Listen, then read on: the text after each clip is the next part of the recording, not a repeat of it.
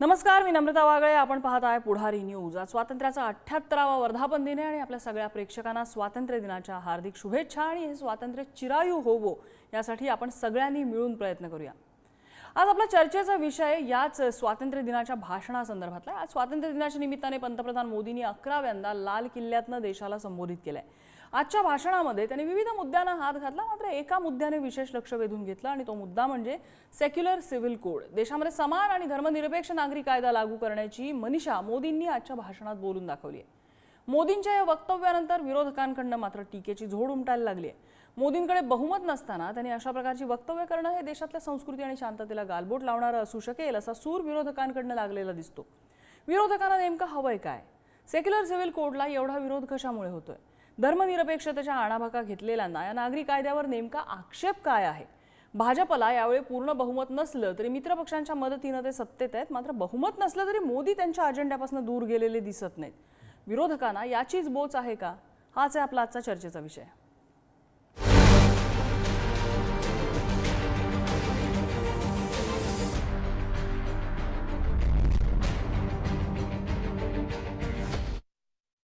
आणि या संदर्भातल्या चर्चेत आपल्यासोबत सहभागी होणार आहेत भाजपचे खासदार अनिल बोंडे, काँग्रेसचे माजी खासदार आणि ज्येष्ठ नेते हुसेन दलवाई आपल्यासोबत आहेत, शिवसेनेचे सहमुख्य प्रवक्ते डॉक्टर राजू वाघमारे आहेत आणि शिवसेना उद्धव ठाकरे पक्षाचे समर्थक ॲडव्होकेट जयेश वाणी सुद्धा आपल्यासोबत आहेत. आपण सुरुवात करण्यापूर्वी मोदींचं ते वक्तव्य नेमकं काय होतं आणि विरोधी पक्षांमधनं काय प्रतिक्रिया येतात सुरुवातीला ऐकूया. हर कोई अपने विचारों को लेकर के आए और उन कानूनों को, जो कानून धर्म के आधार पर देश को बांटते, जो ऊंच नीच का कारण बन जाते हैं, ऐसे कानूनों को आधुनिक समाज में कोई स्थान नहीं हो सकता है. और इसलिए मैं तो कहूंगा, अब समय की मांग है कि देश में एक सेकुलर सिविल कोड हो. हमने कम्युनल सिविल कोड में 75 साल बिताए हैं. अब हमें सेक्युलर सिविल कोड की तरफ जाना होगा और तब जाकर के देश में धर्म के आधार पर जो भेदभाव हो रहे हैं, सामान्य नागरिक को जो दूरी महसूस होती है, उससे हमें मुक्ति मिलेगी. मोदींकडे पूर्ण बहुमत नाही. मोदींकडे पूर्ण बहुमत नसताना मोदींनी असे वादग्रस्त विषय चर्चेला आणणं हे देशाच्या शांततेला आणि सुव्यवस्थेला परवडणारं नाही. 370 कलम हटवलं आणि त्याचं राजकारण केलं आणि मतं मागितली. 370 कलम काढल्यावर आम्ही आनंदानं त्याला पाठिंबा दिला. राज्यसभा असेल, लोकसभा असेल, अनेकांनी त्यांना विरोध केला नाही. पण 370 कलम हटवल्यावर जम्मू काश्मीरच्या परिस्थितीत काय सुधारणा झाली हे प्रधानमंत्र्यांनी लाल किल्ल्यावरून सांगायला हवं. प्रधानमंत्री लाल किल्ल्यावरून भाषण करत असताना जम्मू काश्मीरमध्ये रक्ताचे सडे पडत होते आणि ते रक्ताचे सडे आमच्या जवानांच्या रक्ताचे सडे आहेत. तर मुद्दा असा आहे की पंतप्रधानांनी एक विचार मांडला आणि त्यांचा तो विचार नेमका काय आहे, हे बिल कसं असू शकतं, त्यामध्ये नेमकं काय आहे हे जाणून घ्यायच्या आधीपासूनच त्याला विरोध सुरू होतोय. का होतंय असं? जयेश वाणी, असा विरोधाचा सूर का येतोय? बापरे, थँक्यू, धन्यवाद नम्रता. आपण सगळ्यात पहिल्यांदा माझ्यापासून सुरुवात केली, कारण की विषय एवढा गहन आणि एवढा चर्चेचा मोठा विषय. मला पहिली शंका ही होती की 20 मिनिटात होईल का. मुळामध्ये सेक्युलर सिव्हिल कोड हा जो शब्द नरेंद्र मोदींनी वापरलाय, हा शब्द आजच्या दिनांकाच्या आधीपर्यंत कधीही भारताच्या राजकीय कायदेशीर इतिहासात नव्हता. एक, आज त्यांच्या तोंडून आता ते चुकीने सेक्युलर निघून गेलं की काय निघून गेलं मला माहित नाही, पण शंका ही आहे की युनिफॉर्म सिव्हिल कोड त्यांना म्हणायचं होतं, मात्र चंद्राबाबू नायडू आणि नितीश कुमार यांच्या भीतीपोटी त्यांनी युनिफॉर्म सिव्हिल कोड हा शब्द न वापरता सेक्युलर सिव्हिल कोड हा शब्द वापरला. सेक्युलरिझमचं वावडं असणाऱ्यांनी सेक्युलर सिव्हिल कोडची गरज आहे हे म्हणणं हे खरं तर आनंदाची बाब आहे, त्यासाठी अभिनंदन. मात्र पहिला मुद्दा हा जो सेक्युलर सिव्हिल कोड विषय ज्याविषयी ते बोलत आहेत, तो सेक्युलर सिव्हिल कोड असा कुठलाही विषय नाही. 1998च्या निवडणुकांमध्ये सगळ्यात पहिल्यांदा Bharatiya Janata पार्टीने uniform civil code विषयी भाष्य केलं होतं आणि त्यावरती त्यांनी आग्रह धरला होता, ज्याला आपण समान नागरी अधिकार कायदा असं त्याला म्हणू शकतो. मुळामध्ये हे जे युनिफॉर्म सिव्हिल कोड आहे, समान नागरी अधिकार कायदा जो आहे, त्याची सगळ्यात महत्वाची गंमत ही आहे की हा जो युसीसी ज्याला आपण म्हणतो युनिफॉर्म सिव्हिल कोड, हा आर्टिकल 44चा भाग आहे आणि आर्टिकल 44 राज्यघटनेचं हे डायरेक्टिव्ह प्रिन्सिपल आहे आणि डायरेक्टिव्ह प्रिन्सिपल्स हे कधीही फंडामेंटल राईटच्या वरती जाऊ शकत नाही. डायरेक्टिव्ह प्रिन्सिपल्स 44 जे आहे आपण का म्हणतोय हे त्याच्यावरती जाऊ शकत नाही, कारण की आर्टिकल 44 नुसार युनिफॉर्म सिव्हिल कोड हा काही बाबतींमध्ये, पुन्हा शब्द वापरतोय, काही बाबतींमध्ये आर्टिकल 25चं म्हणजे धर्माच्या चालीरीती पाळण्याच्या मूलभूत अधिकारांचं उल्लंघन करणारा आहे. आणि तो केवळ मुस्लिमांच्या अधिकारांचा नाहीये उल्लंघन करणारा, तर तो हिंदूंच्या, आदिवासींच्या, बौद्धांच्या आणि इतर अनेक हिंदूंमधल्या जाती आणि पोटजातींच्या उल्लंघन करणारा. एक शेवटचा मुद्दा, मला प्लीज थोडस कारण की खूप महत्वाचा मुद्दा आहे. बोला मुद्दा पूर्ण करा. युनिफॉर्म सिव्हिल कोडमुळे काहीही या देशात वेगळं घडणार नाही, घडू शकत नाही, कारण की युनिफॉर्म सिव्हिल कोड ऑलरेडी 1950 मध्ये ज्यावेळेस राज्यघटनेची तयारी सुरू होती, बाबासाहेब आंबेडकरांनी हिंदू कोड बिल आणलं होतं. आज जे त्यांचं समर्थन करायची भाषा करतायत त्यांच्या राजकीय पूर्वसूरींनी त्याचा विरोध केला होता. हा भाग आहे हिंदू सिव्हिल, हा जो युनिफॉर्म सिव्हिल कोड आहे हा फक्त 4 कायद्यांशी निगडित आहे, त्याचा जाती धर्माशी तसाही काही संबंध नाहीये. एक आहे हिंदू मॅरेज ऍक्ट 1955, दुसरा आहे हिंदू सक्सेशन ऍक्ट 1956, तिसरा आहे हिंदू मायनॉरिटी अँड डायरेशिप ऍक्ट 1956 आणि चौथा आहे हिंदू अडॉप्शन ऍक्ट. आणि या ऍक्ट मध्ये हे सिव्हिल ऍक्ट आहे, याच्याने या देशामध्ये असा कुठलाच वेगळा परिणाम होणार नाही जो आता होतोय. लग्न आणि दत्तक विधान या गोष्टी सोडल्या तर आपल्याकडे आता लग्नासाठी, मी खूप बरोबर यासाठी सांगतोय, खूप मोठा विषय म्हणजे थोडक्यात तुम्ही असं सांगायचा प्रयत्न करतात की मोदी दाखवतात तेवढा मोठा फुगा हा नाहीये. काहीच नाहीये हे. ठीक आहे, मुद्दा लक्षात आला. मी हुसेन दलवाईंचं त्यावर मत घेते. दलवाईजी, विरोध का होतोय? माझं म्हणणं एवढंच आहे फक्त की युनिफॉर्म सिव्हिल कोड म्हणजे काय हे भारतीय जनता पार्टीचे प्रवक्ते, ठीक आहे, विचारूया आपण. प्रवक्ते थोड्याच वेळात सहभागी होतील. खासदार अनिल बोंडे आपल्या सोबत असतील. तत्पूर्वी मी हुसेन दलवाईंकडे जाते. हुसेन दलवाईजी, एवढा विरोध का होतोय? असं एक लक्षात घ्या, जयस्वालजी आता बोलले, जयस्वालजी होते ना आपल्यासोबत होते, जयेश वाणी होते, उद्धव ठाकरेंच्या पक्षाचे समर्थक. अतिशय चांगलं बोलले ते, त्यांनी खरं म्हणजे माझीच बाजू मांडलेली आहे. एक लक्षात घ्या, मी काही मुद्दे तुमच्या समोर ठेवतो. कॉमन सिव्हिल कोड बनलं किंवा युनिफॉर्म सिव्हिल कोड बनलं की या देशाचं सगळं नीट होणार आहे असं आहे का? आणि ते नेमकं काय आहे कुणालाच माहिती नाही. मला फार आश्चर्य वाटलं मोदीजींचं भाषण ऐकताना, ते सेक्युलरिझमवर बोलायला लागलेले आहेत. सेक्युलर सिव्हिल कोड, अरे वा, इतके दिवस तुम्हाला हिंदू राष्ट्र मंदिरांचे उद्घाटन, मंदिरं बांधणं याच्या पलीकडे कधी तुम्ही गेलात नाही. तुम्हाला सेक्युलरिझमचा साधा अर्थ तरी कळतो का? सेक्युलरिझमला तुम्ही लोकांनी, घटना जेव्हा बनली त्याला पहिला विरोध जर केला असेल तर गोळवळकरांनी केला. ते म्हणाले मनुस्मृती बाजूला ठेवून हे सगळं चाललेलं आहे, ते चुकीचं आहे असं ते म्हणाले. त्यांना हे पूर्ण मान्य नव्हतं. ही वेगवेगळ्या देशातले कायदे इथे आणून ही गोधडी तयार केली जाते असा त्यांनी उल्लेख केला. साधा झेंडा, तिरंगा सुद्धा त्यांना मान्य नव्हता. मला ना दलवाईजी एक कळत नाहीये, म्हणजे जे उद्धव ठाकरे इतक्या वर्षांपासून, म्हणजे त्यांच्या वडिलांपासूनच्या प्रत्येक सभेत समस्त हिंदू भगिनींनो, बांधवांनो, मातांनो म्हणणारे, हे त्यांच्या मागच्या सभेमध्ये, इंडिया आघाडीच्या सभेमध्ये समस्त देशभक्त बांधवांनो म्हणत आपली भाषा बदलतात, ती तुम्हाला चालते. त्यावेळेला तुम्ही त्यांचं समर्थन करता. आणि मोदींनी जर समजा सेक्युलर हा शब्द वापरला तर बिघडलं काय त्याच्यामध्ये? एवढं खटकण्याची बाब काय आहे? म्हणजे मला मोदींचा अजिबात पुळका आहे अशातला भाग नाही. मला फक्त शब्दावरती तुम्ही जे दोघेही जण अडकून बसलेला आहात, मला त्याच्याबद्दल विचारायचा हा प्रश्न. मॅडम नीट लक्षात घ्या, त्यांचा ह्याच्यावर विश्वास आहे का? हिंदू राष्ट्र धार्मिक राष्ट्र बनवण्याच्या गोष्टी करणारे, घटनेला सातत्यानं विरोध करणारे ती मंडळी जेव्हा सेक्युलरिझमची गोष्ट करते, मी स्वागत करतो. खरंच सेक्युलर तुम्हाला या देश व्हावा असं वाटतं का? मग सगळेच कायदे बदला. मग विलच्या अनुषंगानं हिंदू महिलेला जी प्रॉपर्टी मिळते ती विलच्या अनुषंगानं काढून घेतली जाते. त्यांना माहिती आहे का त्याच्याबद्दल काय करणार आहेत? सोडपत्र लिहून घेतलं जातं आणि त्याच्या अनुषंगानं मुलीला बापाने दिलेली प्रॉपर्टी तिला सोडायला लावतात. त्याच्या संबंधात काय निर्णय घेणार आहेत का?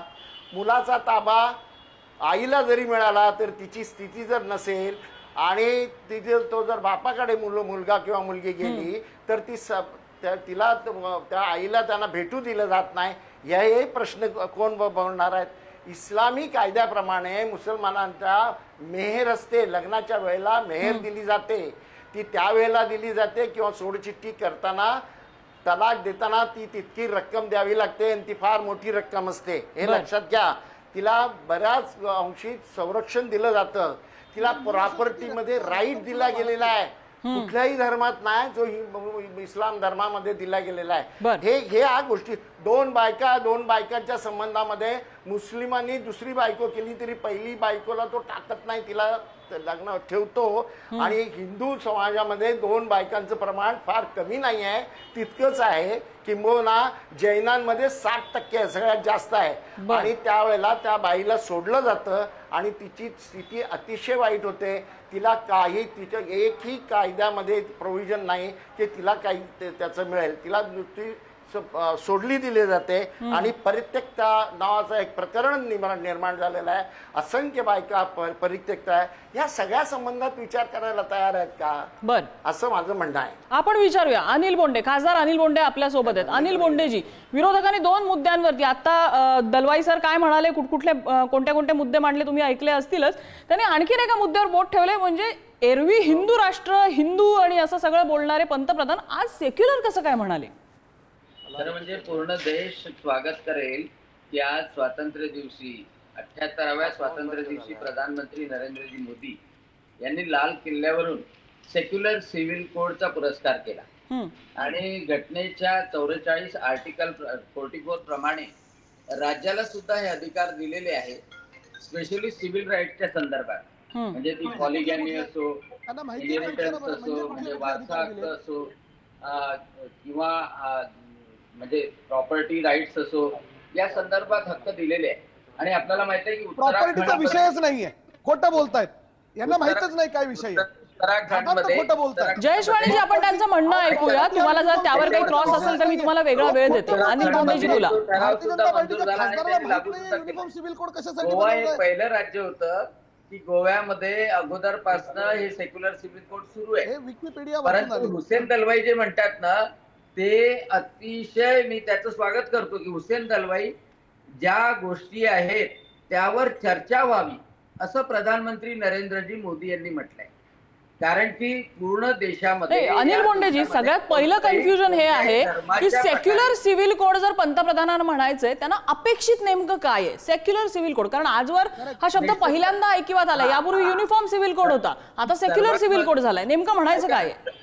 ऐका, सर्वात महत्वाची धर्माच्या नावाखाली, रूढीच्या नावाखाली जे महिलांचं शोषण होतं, जे महिलांना पोटगी मिळत नाही, डायव्हर्स झाल्यानंतर महिलांना प्रॉपर्टीमध्ये हक्क मिळत नाही, या सगळ्या गोष्टीसाठी तो हिंदू धर्म असो किंवा तो ख्रिश्चन असो किंवा मुस्लिम धर्म असो, बौद्ध धर्म असो, ज्याप्रमाणे स्पेशल मॅरेज ऍक्ट मध्ये लग्न केल्यानंतर प्रत्येक महिलेला संपूर्णतः हक्क मिळतो, तो हक्क अबाधित ठेवायचा आहे. कोणाचंच एक्सप्लॉयटेशन धर्माच्या नावाखाली होऊ नये आणि सर्वांना समान नागरी हक्क असले पाहिजे. कारण की आपल्या संविधानामध्येच मूलतः हे म्हटलेलं आहे की सर्वांना समतेचे अधिकार मिळाले पाहिजे. आणि हे काही फक्त भारतातच नाही, हे सेक्युलर सिव्हिल कोड म्हणू शकतो, हे US मध्ये पण आहे, UK मध्ये पण आहे, ब्राझील मध्ये पण आहे, इव्हन पाकिस्तान मध्ये आहे. म्हणजे सगळीकडे सगळ्यांना सिव्हिल लॉ आहे, सगळ्यांना सारखा आहे. आणि त्यामुळं मला असं वाटतं की याचं स्वागत करायला पाहिजे. हुसेन दलवाई सारखे जे विचारवंत आहे त्यांनी काही सजेशन त्यामध्ये निश्चितपणे द्यायला पाहिजे. ठीक आहे. मी राजू वाघमारे यांची, डॉक्टर राजू वाघमारे यांची एक कॉमेंट घेते, मग जयेश वाणींकडे जाईन. डॉक्टर राजू वाघमारे बोला. नम्रताजी, एक गोष्ट लक्षात घ्या की मोदी साहेबांनी सेक्युलर शब्द वापरत नाहीत म्हणून मोदींवर टीका करायची. मोदींनी सेक्युलर शब्द वापरला तरी मोदीजींवर टीका करायची. आता हा दुटप्पीपणा काय आहे विरोधकांचा तो समजत नाही. म्हणजे आपण जर त्यांनी सेक्युलर बोललंय तर त्याचं स्वागत करायला पाहिजे, हा पहिला मुद्दा आहे. दुसरा मुद्दा असा की कॉन्स्टिट्यूशन मध्ये 44 पॅरा 4 मध्ये हे डायरेक्टिव्ह दिलेले आहेत. घटनेचे निर्माते महामानव परमपूज्य डॉक्टर बाबासाहेब आंबेडकरांनी त्यावेळच्या भाषणामध्ये अगदी स्पष्ट सांगितलेलं की या देशामध्ये युनिफॉर्म सिव्हिल कोड जो कोड आपण म्हणतोय तो आम्ही घटनेमध्ये मूळतः ऑलमोस्ट सगळीकडे आम्ही तो वापरलेला आहे. ऑलरेडी तो कोड घटनेत आलेला आहे. फक्त त्यांनी शब्द वापरलेला लिटिल कॉर्नर हा शब्द डॉक्टर बाबासाहेब आंबेडकरांनी वापरलेला. आणि तो लिटिल कॉर्नर म्हणजे की विवाह आणि वारसा हक्क याच्या संदर्भातले जे अधिकार आहेत ते काही अंशी धर्माच्या अनुषंगाने ते तिथे ठेवलेले आहेत. तर त्याच्या बाबतीत सुधारणा राज्यकर्ते कधीही करू शकतात. आणि म्हणून डायरेक्टिव्ह 44 मध्ये जे स्टेटला दिलेले होते त्याचं कारण ते होतं की तुम्हाला वाटेल तेव्हा तुम्ही त्याच्यामध्ये चेंजेस करू शकतात. आता युनिफॉर्म सिव्हिल कोडनी कोणाच्याही धर्माची, ना हिंदूंच्या, ना मुस्लिमांच्या, ना ख्रिश्चनांच्या, ना बौद्धांच्या धर्माच्या बाबतीत तो युनिफॉर्म सिव्हिल कोड किंवा सेक्युलर सिव्हिल कोड आड येणार नाहीये. तुम्ही तुमचं धर्माचं स्वातंत्र्य जे आहे ते अबाधित ठेवलं जातं. मूळतः विवाह कायदा आणि सक्सेशन वारसा हक्काचा कायदा आणि त्याच्या अनुषंगाने येणारे जे कायदे आहेत त्याच्यामध्ये स्त्रियांची जी अवहेलना होते, स्त्रियांचं जे एक्सप्लॉयटेशन सगळ्या धर्मांमधून बहुधा केलं जातं ते त्या पद्धतीने त्याला आळा घातला पाहिजे. आणि एकच भूमिका कायद्याची ही संपूर्ण देशामध्ये घेतली पाहिजे ही त्याच्या पाठीमागची भूमिका होती. पण फक्त विरोधाला विरोध करायचा आणि म्हणून आपण जर त्या पद्धतीने विरोध करायला बसलो असू. मगाशी आदरणीय नेते हुसेन दलवाई साहेबांनी अगदी सांगितलं की वेगवेगळ्या गोष्टी त्यांनी मांडल्या. या गोष्टींचा विचार ज्यावेळी युनिफॉर्म किंवा सेक्युलर सिव्हिल कोडचा ड्राफ्ट येईल त्या ड्राफ्ट मध्ये या गोष्टी आहेत की नाही या पहिल्यांदा तपासून बघाव्या लागतील. त्या नसतील तर त्यावेळी जे सजेशन ऑब्जेक्शन येईल त्याच्यामध्ये त्या गोष्टींचं सजेशन आपण करू शकतो. आणि मग जर त्या गोष्टी आल्या नाहीत तर आपण टीका करू शकतो. पण सकारात्मकरित्या या देशाला प्रगतीपथावर नेण्यासाठी अशा प्रकारच्या कायद्यांची आवश्यकता आहे. आणि येत असेल तर त्याचं सगळ्यांनी स्वागतच करायला पाहिजे. जयेशवाणीनं मगाचपासून काही मुद्दा मांडायचा विरोध करत नाही. उलट मी तर हे म्हणतोय की नितीश आणि नायडूंमुळे हा फायदा झाला की हिंदू राष्ट्र म्हणणारे मोदीजी सेक्युलर राष्ट्रावरती आले. ते सेक्युलर सिव्हिल कोड म्हणतायत, ही चांगली बाब आहे. ह्याचं टीका काय आहे? नंबर 1. नंबर 2, बोंडे साहेबांनी असं सांगितलं मुळामध्ये जयेशवाणी याचा अर्थ असा काढायचा की काँग्रेस राष्ट्रवादी सोबत गेल्यामुळे हिंदू भगिनी बांधव देशभक्त बंधू बांधव भगिनी झाले असा याचा अर्थ काढायचा याच न्यायाने? क्या हिंदू देशभक्त नाहीयेत असं तुमचं म्हणणं आहे? ऍब्सोल्युटली नाही. माझं असं ऍब्सोल्युटली म्हणणं नाहीये. उल्लेखात फरक असतो. अर्थ जर एकच असेल, हिंदू उल्लेखात फरक असतो. हिंदू सेक्युलर नाहीयेत, हिंदू सेक्युलर नाहीयेत असं म्हणतात. चर्चा आपल्या मुद्द्यावरती राहणार. भाषा बदलली वाणी साहेब, हिंदूंवरून देशभक्तांवर गेलात, आपण भाषा बदलली. हिंदू त्याचा उल्लेख करायला पाहिजे ना. त्याचं उत्तर तुम्ही दिलं पाहिजे की तुम्ही भाषा बदलली का. तुम्हाला असं म्हणायचं ठीक आहे. राजू वाघमारेजी, बदललेली भाषा ही सगळीकडनं येत असते. मोदींची भाषा सुद्धा बदललेली आपल्याला आगामी काळात दिसू शकते. त्याच्यामुळे उगाच कोणाच्या बदललेल्या भाषेवरती बोट ठेवायचं नाही. राजकारण सगळेच जण करत असतात. जयेशवाणी मुद्दा पूर्ण करा. मला मुद्दा पूर्ण करू दे. मला त्या राजकीय भानगडीत आज जायचं नाहीये. प्रॉब्लेम असा आहे की राजू वाघमारे सर असतील किंवा अनिल बोंडे साहेब असतील, या दोघांनाही मुळात युनिफॉर्म सिव्हिल कोड काय आहे हे यांनी वाचलेलं नाहीये, यांना माहित नाहीये. जर माहित नसेल तर आताही गुगलला त्याचा ड्राफ्ट रेडी आहे. Draft ready. ऐका, तुम्ही म्हणता ड्राफ्ट बघितला पाहिजे. सर ऐका ना सर, एक मिनिट ऐकून. राजू सर तुम्ही ड्राफ्ट वाचलाय का? तुम्ही ड्राफ्ट वाचलाय का? तुम्ही ड्राफ्ट वाचलाय का सांगा. तुम्ही ड्राफ्ट वाचलाय का सांगा. तुम्ही ड्राफ्ट वाचलाय का? युनिफॉर्म सिव्हिल कोडचा ड्राफ्ट रेडी आहे. युनिफॉर्म सिव्हिल कोडचा ड्राफ्ट टेबल झाला लोकसभेमध्ये. आम्हाला शिकवू नका घटना. घटना आमच्या बापांनी लिहिली आहे, डॉक्टर बाबासाहेब आंबेडकरांनी. त्याच्यामुळे घटना त्याच्यामध्ये येणाऱ्या गोष्टी आम्ही कोळून प्यालोय. त्याच्यामुळे आमच्या ज्ञानावर जाऊ नका. मुद्दा आपल्याकडे भांडण्यासाठी आता वेळ नाहीये. कोणी काय वाचलंय ह्याच्यावर. जयेशवाणी, तुमच्याकडे मुद्दा असेल कुठचा क्रॉस करण्यासाठी तर थेट मुद्दा मांडा. जयेशवाणी, क्रॉस करण्यासाठी कुठचा मुद्दा असेल तर थेट मुद्दा मांडा. तर हिंदूंचं नुकसान बहुतांशी प्रमाणात होत आहे. एक्सप्लॉयटेशन थांबतं ही चांगली गोष्ट आहे. पण बघा, काही गोष्टींमध्ये जसं मुस्लिमांमध्ये मूल असलेली जर महिला, जर विवाहित महिला डिवोर्स घेणार असेल, हा जो आपल्याकडे बेसिकली आपल्याकडे 3 मॅरेज ऍक्ट आहेत. हिंदू मॅरेज ऍक्ट, मुस्लिम मॅरेज ऍक्ट आणि स्पेशल मॅरेज ऍक्ट. मुस्लिम मॅरेज ऍक्ट मध्ये जर मूल असणारी महिला मुसलमान महिला जर घटस्फोट घेणार असेल तर तिला तिच्या वडिलांच्या संपत्तीमधला जो वाटा आहे त्या मुलाच्या तो तिला अधिक प्रमाणात मिळतो, ही चांगली गोष्ट आहे. मात्र आपल्याकडे हिंदू मॅरेज ऍक्ट आहे. हिंदू मॅरेज ऍक्ट मध्ये उलट आपल्याकडे महिलांचा अधिकार काढून घेतला जातो. या दोन्ही समान पातळीवरती जर आणलं गेलं तर आपण महिलांचा अधिकार काढून एक भाग. दुसरा भाग, आपल्याकडे आदिवासी समाजाला भारतीय कायद्यानुसार हिंदू मॅरेज ऍक्ट नुसार विशेष सवलत दिली गेलेली आहे. त्यांना कोर्टात न जाता त्यांच्या पंचायतींच्या माध्यमातून घटस्फोट घेता येतो, सेटल करता येतो. कसं आहे, बऱ्याच गोष्टी यामध्ये आहेत ज्याचा अभ्यास होणं गरजेचं आहे. जयेश वाणी, तुम्ही सांगताय अनेक मुद्दे आहेत ज्यावरती बोट ठेवणं गरजेचं आहे, ते ऍड्रेस होणं गरजेचं आहे. जर आपण ते युनिफॉर्म म्हणतोय आणि सेक्युलर म्हणतोय तर सगळ्यांना समान न्याय लागला पाहिजे. एका धर्मातल्या महिलेला एक न्याय मिळत असेल तर दुसऱ्या धर्मातल्या महिलेलाही तोच न्याय मिळायला हवा, ही अपेक्षा साधारण येत नाही. माझ्याकडे अगदी शेवटची 30 सेकंद आहेत. दलवाई सर, एक यामध्ये आपल्याला सोडून चालणार नाही की पहिल्यापासून पंतप्रधान मोदींचा जो अजेंडा दिसला तो अजेंडा त्यांना पूर्ण बहुमत नसताना सुद्धा तोच कायम आहे असं म्हणता येईल का आजच्या भाषणानंतर? नाही, मी तुम्हाला एक सांगतो, तोच अजेंडा सातत्याने ते राबवतात. खरं सांगायचं 2014 पासून तेच आहे आणि आधीपासूनही 1925 पासून जे ते बोलत आलेले आहेत तेच ते करतायत, हे आपण लक्षात घेतलं पाहिजे.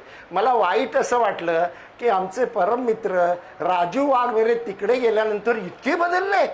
मला गंमतच वाटली, म्हणजे कपडे बिपडे सगळे बदलले की काय, मला त्यांच्या घरी जाऊन त्यांना पाहावं लागेल. अहो, एक लक्षात घ्या, मेहर देणार आहात का तुम्ही? मुस्लिम महिलेला मेहर मिळते, दुसरी बायको जर केली तर तिला काहीतरी अधिकार मिळतो. इथे ती परित्यक्ता बनते, तिला काहीच मिळत नाही, तिच्या मुलाचं काहीच होत नाही. ते अनेक जे प्रश्न आहेत, या सगळ्या मुद्द्यांचा विचार आपल्याला करणं गरजेचं आहे. आपल्याला किंबहुना याचा हे नवीन जर कोड येणार असेल हा, तर प्रत्येक बारीक सारीक गोष्टींचा यामध्ये विचार होणं गरजेचं आहे. बोंडेजी, वाइंड अप कमेंट, अगदी शेवटची 15 सेकंद आहेत माझ्याकडे. मोदींचा अजेंडा कधीच बदललेला नाही. तो राष्ट्रवादाचा आणि संपूर्ण देशाला सोबत घेऊन जाण्याचा अजेंडा आहे, ज्यामध्ये हिंदू असो, मुस्लिम असो, बौद्ध असो, ख्रिश्चन असो, आणि सर्वांना समान हक्क मिळाला पाहिजे. आणि सर्वात महत्वाचं, महिलांचं एक्सप्लॉयटेशन नाही झालं पाहिजे. आणि त्यामुळे ट्रिपल तलाक सारखी जी प्रथा होती ती मोडून काढणारे मोदीजी आहे.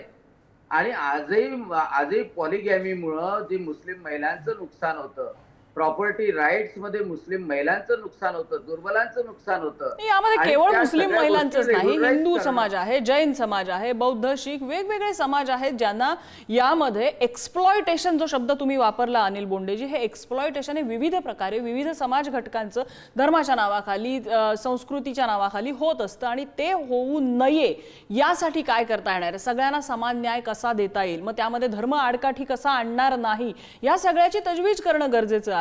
हे जर त्याचा ड्राफ्ट बनलेला असेल तर तो ड्राफ्ट अभ्यासासाठी आता जनतेसमोर यायला हवा, तज्ञांसमोर यायला हवा आणि त्याचा योग्य पद्धतीने अभ्यास होऊन सर्वांना रुचेल असं जर बिल येत असेल तर त्याला विरोध कशाला कोण करणार आहे? या चर्चेसाठी आपल्याला सगळ्या मान्यवरांनी वेधला सगळ्यांचे आभार. चर्चेचा आजचा धुळा इथे जमलेला आहे. पाहत राहा पुढारी न्यूज.